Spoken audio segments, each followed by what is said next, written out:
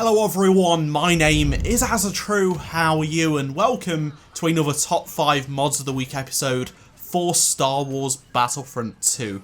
So it's week 20, and I've got 5 awesome mods to share with you today.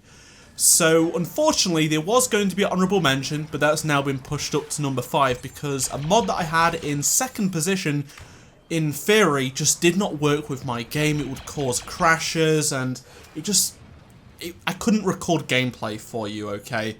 So unless there's an update to it that may fix it in the future, I'm gonna have to give it a pass. The mod just didn't show up or work in game either before it crashed, so I apologise for that, but nevertheless, let's get straight into that 5th position. So this is a really simple mod from Ortho Hex, but it's one I love the look of. So it's Kanata's Slave 1. So this replaces the main chassis texture with a grey-red scheme that is found on the Fire Spray, which is on the Takodana multiplayer map. The bottom of Slave 1 is still brown, so you do get that classic look, and the entire back underside of the vehicle has a grey scheme from Takodana, moving the copper look that was found on Slave 1 prior to this retexture. So if you're a fan of the look that the Fire Spray has in Takodana's multiplayer map, then you can put this on your Slave 1 and fly around with this skin. It's pretty cool. I would love to have seen more other Slave 1 or other Starfighter skins as mods. They would be pretty awesome, but I just love the colour scheme for this. It's just a nice change from the usual green.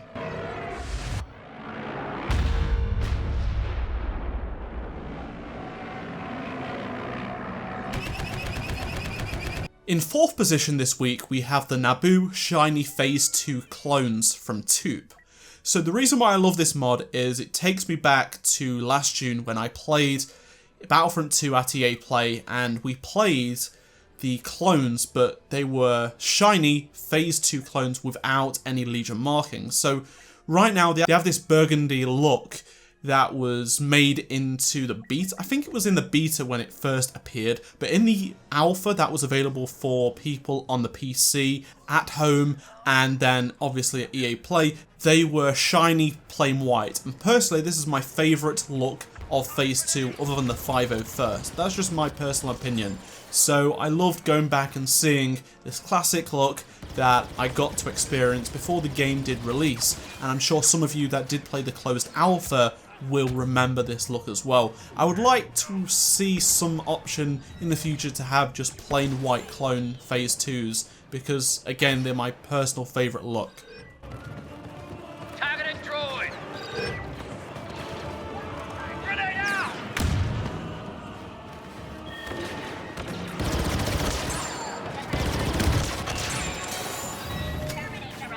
Close-range assault, now!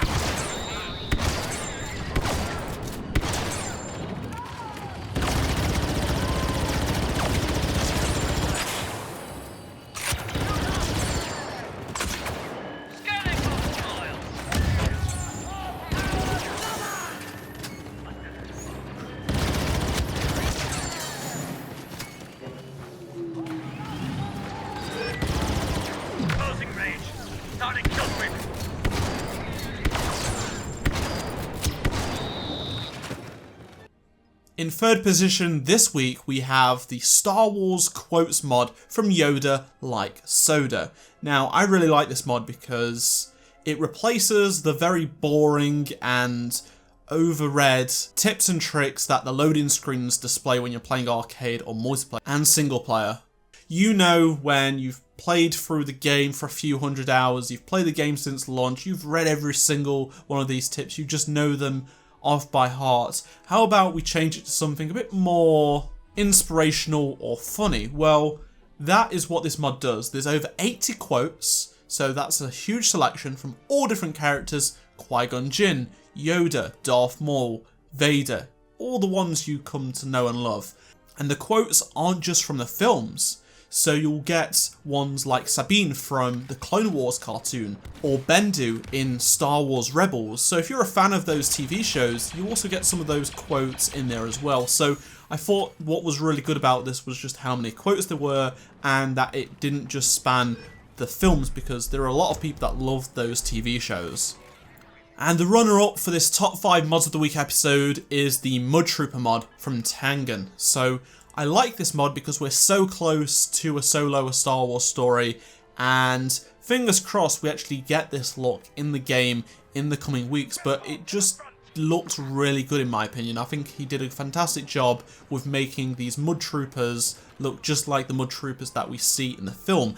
Han is actually going to be one, at least for a small period of time, judging by the trailers and such. So it replaces the officer for the Empire, and you just get this awesome look with the cape, with the goggles, with the helmet. Unfortunately, you can't bring the goggles down, but it's still a good mod nevertheless, and it's just a really good fitting mod, especially around this time when Solo Star Wars Story is due to release, and of course we're going to be getting solo content next month.